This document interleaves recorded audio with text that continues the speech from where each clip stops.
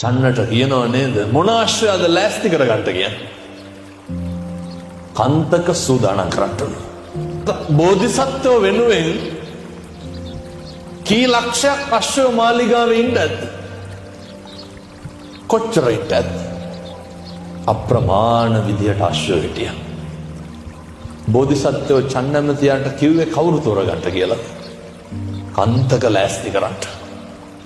මොකද ඒ කන්තක විතරක් සසර ගනුදෙනුව ඉවර කරන්නට කල්යාණ මිත්‍රයෝ ඉන්න ඕනේ.